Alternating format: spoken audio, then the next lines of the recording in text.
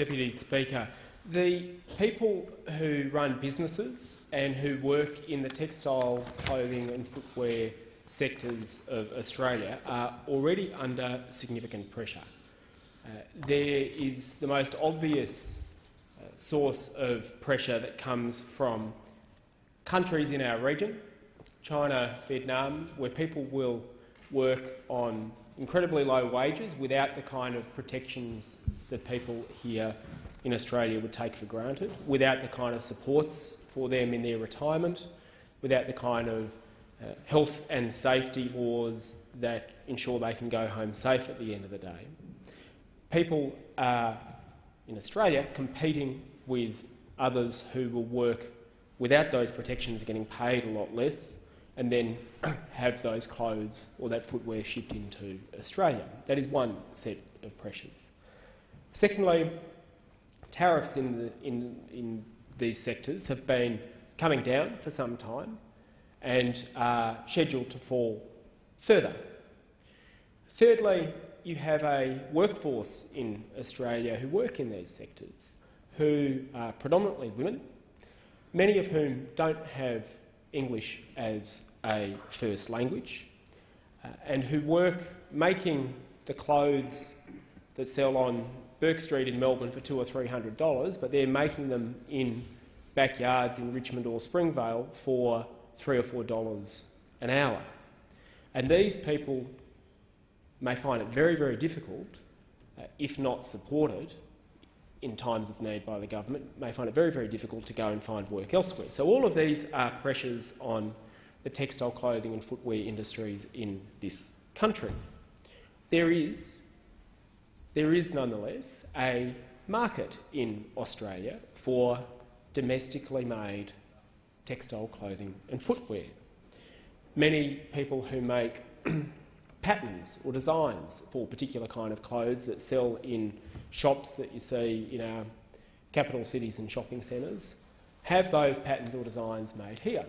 Sometimes even the clothes are made here because a lot of the especially higher end makers know that they can exercise greater quality control and can have perhaps a much shorter turnaround time when they get those clothes made here in Australia.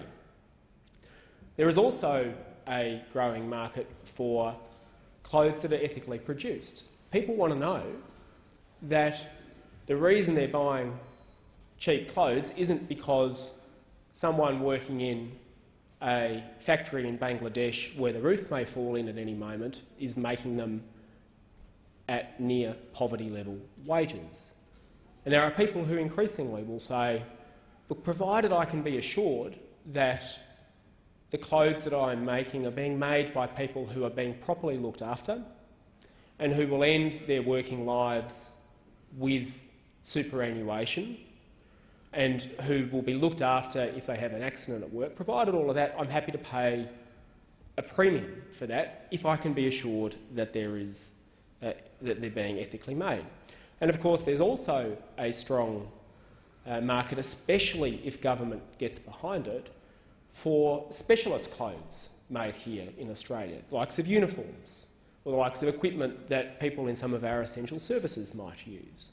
And governments around the country have enormous capacity to support those industries and those jobs here through their procurement policies.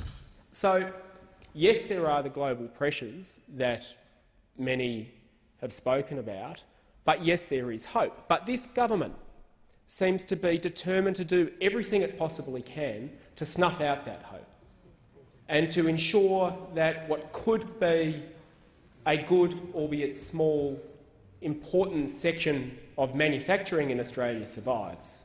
This government seems to be determined, in this instance for the sake of $25 million, of sending a number of small businesses to the wall and saying to the people who work for them, we don't mind if you're someone in your 50s who has English as a second language, you're now on your own. Good luck going and finding a job. And when one looks at this bill in the context of the other things the government is doing, you can see that this is a government that is actually out to attack small businesses in this sector and to attack the prospect of high-end advanced manufacturing in the textile clothing and footwear areas in Australia. We've seen, first of all, the abolition of the Fair Work principles that required the businesses tendering for government contracts comply with the Fair Work Act. And so whereas previously the government in Australia said, well, when we're spending taxpayers' money, we'll make sure that we're spending it ethically, now that doesn't have to happen. That doesn't have to happen anymore at all. And so the government itself has delivered a body blow to ethical manufacturing in Australia. It's compounded that by removing all the funding to Ethical Clothing Australia. Now, Ethical Clothing Australia was a body that allowed consumers to make an informed choice. Because otherwise you turn up and you buy your clothes off the rack in a shopping centre or in a small designer store, you don't know what's been the process by which they've been made before they come to you. Ethical Clothing Australia was a way of saying, we'll put some integrity into the supply chain so that you can be assured that your clothes are being made ethically, and then it's up to you.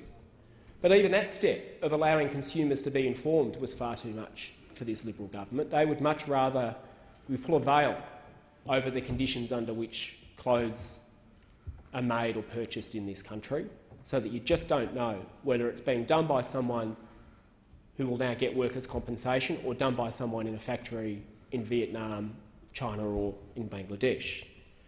We've seen the review of the Fair Work Textile Clothing and Footwear Industry Act. These protections that have been built up for many years to protect these predominantly women who are working, often because they can't find work elsewhere, as so-called independent contractors, getting a few dollars an hour without workers' comp or superannuation or holiday pay or sick pay. All of these protections that are there to ensure that we don't have third world working conditions here in Australia are also on the chopping block from this government.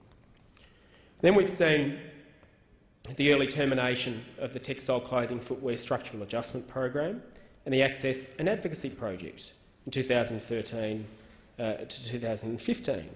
Now, as I've alluded to before, Deputy Speaker, we are dealing here with a workforce of people who are skilled but who may find it incredibly difficult to move into other jobs.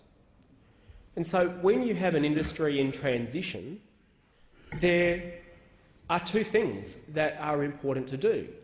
One is to help businesses continue, perhaps by reorienting, perhaps by innovating better, so that they can be an ongoing source of employment, and the government's attacking that. And the second thing that you can do is say to the workers in those industries, you will have a much better chance of finding another job if you're retrained while you're in an existing job.